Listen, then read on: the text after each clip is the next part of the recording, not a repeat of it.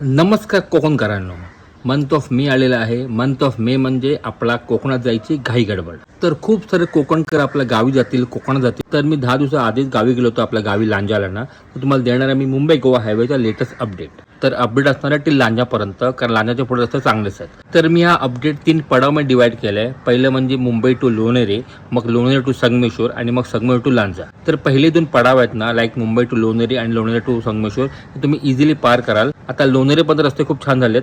फक्त नागोठणे रस्ता बेकार आहे आणि त्याच्या फोडी पाडी थोडा रस्ता बेकार आहे. आणि कोल्हाला थोडंफार ट्रॅफिक लागेल, कारण तिकडे ब्रिजचं काम जोरात सुरू आहे. त्याच्यामुळे रस्ता तिकडे खराब पण आहे आणि बस आणि ट्रक पुढे असेल तर पाठी ट्रॅफिक जाम होतो फॉर शुअर. आणि तुम्हाला माहिती असेल इंदापूर आणि माणगाव मध्ये ट्रॅफिक होतो आणि सीझन टाइमला होतो. मी जेव्हा गेलो होतो तेव्हा व्हिडिओ होता, तर मला इंदापूर आणि माणगावला हार्डली 1-2 मिनिटं लागली फक्त पार करायला. पण आता मंथ ऑफ मे असणार आहे, तर गॅरंटी ट्रॅफिक होणार आहे फॉर शुअर. तर सकाळी जर लवकरच निघा तर तुम्हाला सोयीसर पडेल. त्यासाठी एकदा तुम्ही लोणेरे पार केल्यावर तुम्ही रापाराप पोहोचाल टिल चिपळूणपर्यंत.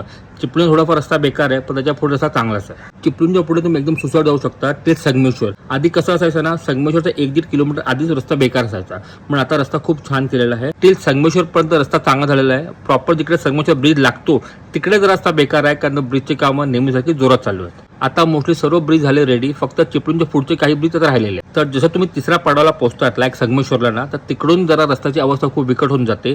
लाईक गणेश कृपा जे हॉटेल आहे ते पण रस्त्याची अवस्था मध्ये बेकारच आहे, कारण की आधी पण तिकडे रस्ता बेकार होता आणि आता पण रस्ता बेकारच आहे. त्याच्या पुढे रस्ता चांगला आहे. ते लाईक संगमेश्वर टू लांजाच्या मध्ये कमीत कमी 7 ते 8 पॅचेस खराब आहेत. मग त्यामध्ये वांद्रे गाव, परचुरे गाव, मग त्यानंतर निवली फाटा, मग हातकामाच्या थोडं पुढे, मग प्रॉपर पालीमध्ये, मग पाडी लांजाच्या मध्ये 2-3 ठिकाणी असं सर्व मिळून कमीत कमी 7 ते 8 ठिकाणी खराब असेल. आणि हे 7-8 पॅचेस मधले ना काही 3-4 पैसे अतिशय विकटच आहेत.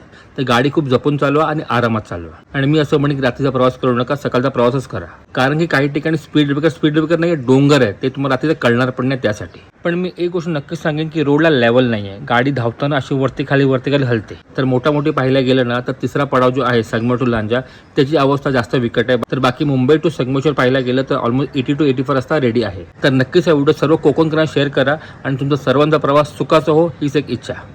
धन्यवाद.